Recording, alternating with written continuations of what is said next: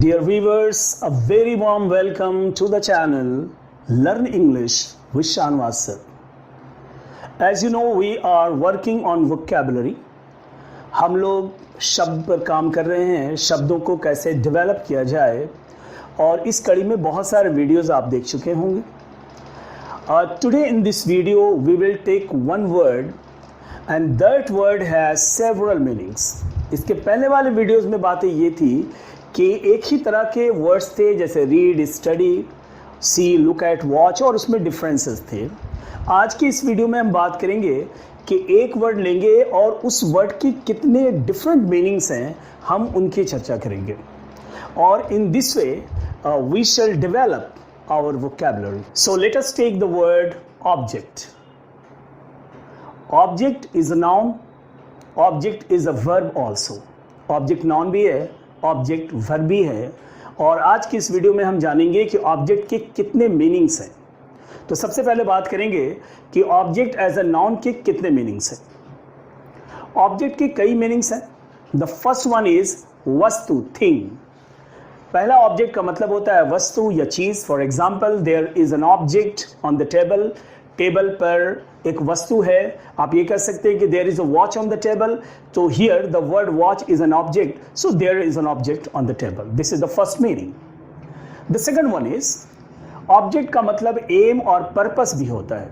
अगर आपको किसी से पूछना है कि तुम्हारा उद्देश्य क्या है, तो आप पूछ सकते हैं कि व्हाट इज योर ऑब्जेक्ट.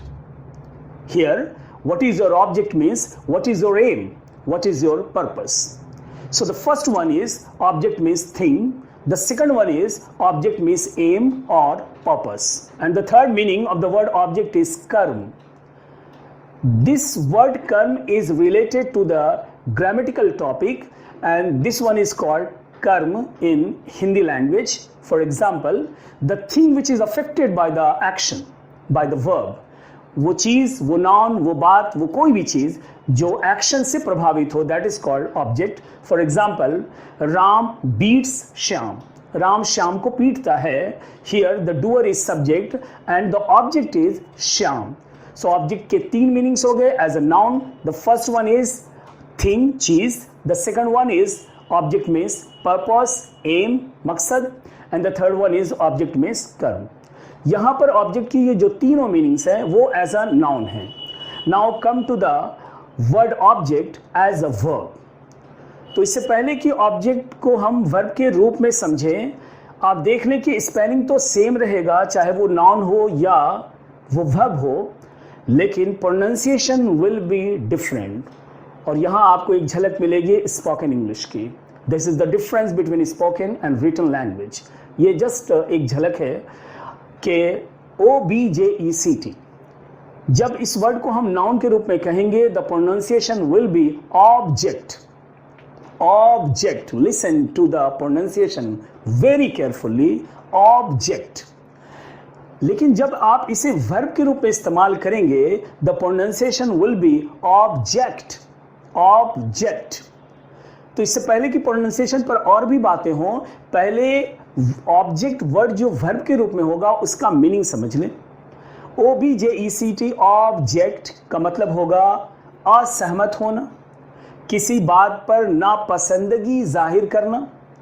और आपने कई बार कोर्ट में या फिल्मों में जो कोर्ट्स दिखाए जाते हैं उसमें वकील को बोलते हुए आपने सुना होगा, objection milord, I object, I object. That means मुझे इस बात पर एतराज है, मुझे यह बात पसंद नहीं है. Here the word is used as a verb. अब बात करते हैं प्रोनाउंसिएशन की. When you pronounce the word object as a noun, the pronunciation will be object.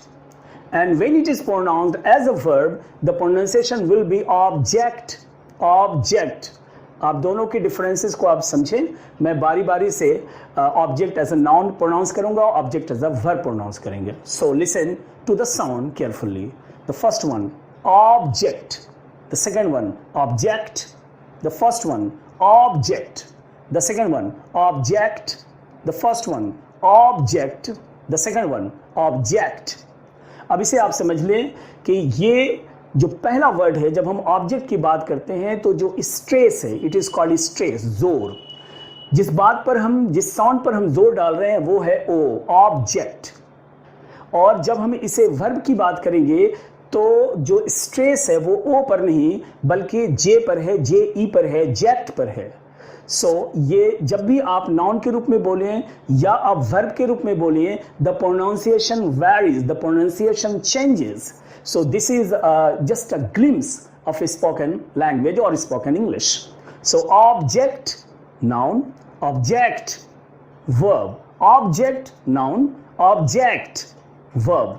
So this is just an example. This is just a feel of a spoken language, of spoken English. So whenever you write, the ways are different, but when you speak the same language, the pronunciation, the stress, the intonation, all that matters a lot. So thanks a lot for watching this video and keep sharing the video or the channel with as many friends as possible. मिलते हैं अगले video में कुछ और नए शब्दों के साथ. Thanks a lot. Till we meet again.